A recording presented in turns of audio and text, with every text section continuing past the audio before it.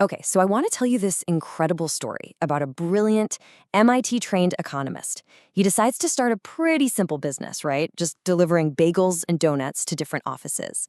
But what seems like a straightforward business, well, it holds this really fascinating secret.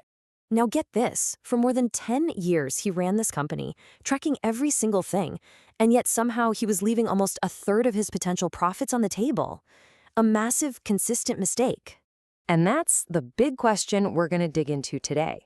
How could an expert in this stuff make such a fundamental, expensive error? This isn't just about bagels, you know? It's a mystery that actually reveals a powerful truth about how all businesses, and let's be honest, all of us, make decisions.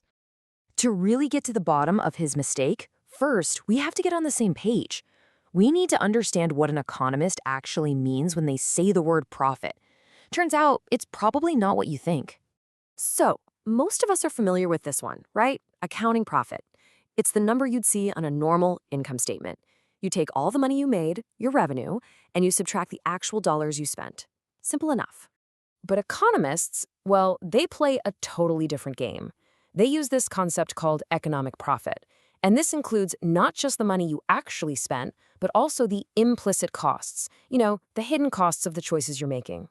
And the huge difference here, it all boils down to one powerful idea: opportunity cost. That's just the value of the next best thing you had to give up. So to really truly maximize profit, you've got to maximize economic profit. And that was our economist's real goal.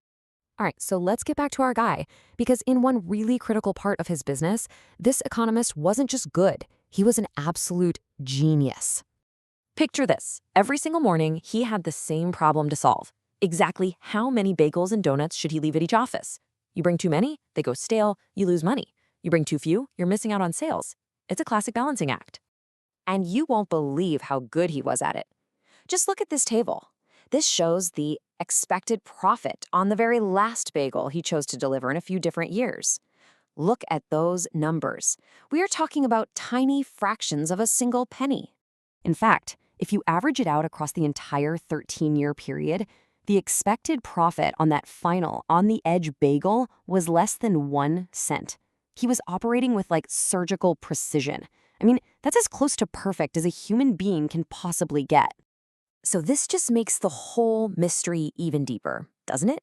How can somebody be so unbelievably good at one part of making money, but fail so spectacularly at the whole thing? Well, the answer was hiding in plain sight. And here's the twist.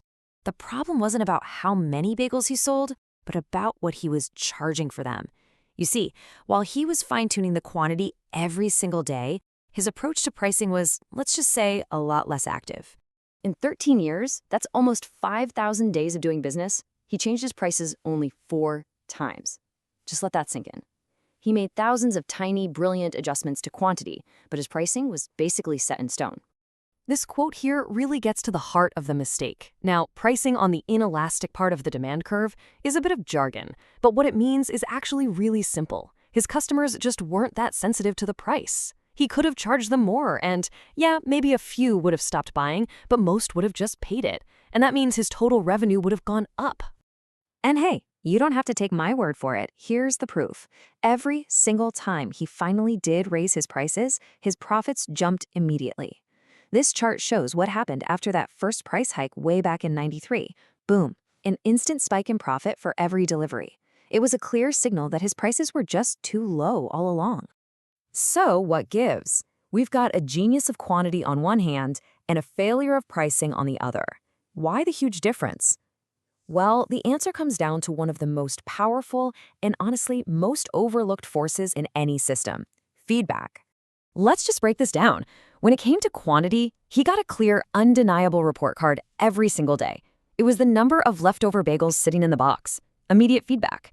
But for pricing, because he almost never changed it, he had basically zero data, no information to learn from. Without that constant feedback loop, even a brilliant economist from MIT was totally lost. He could spot and correct a tiny one-bagel mistake in 24 hours. But that massive 30% pricing error, it just sat there year after year because he never created the conditions to even see it. You know, this bagel story is so much more than just some business case study. It's a really powerful lesson for any company, any project you might be working on, or even any personal goal you're trying to hit. At the end of the day, the takeaway is both simple and pretty profound. We get really good at the things we measure. We optimize the things we get clear, frequent feedback on. But in those areas where that feedback is missing, we can be completely blind to our biggest mistakes and the huge opportunities we're missing out on. And that's really the thought I want to leave you with. Take a second and think about your own work or your own life. Where are your blind spots? Where are you making those tiny daily adjustments? And where have you left things totally unchanged for years? What are your bagel prices?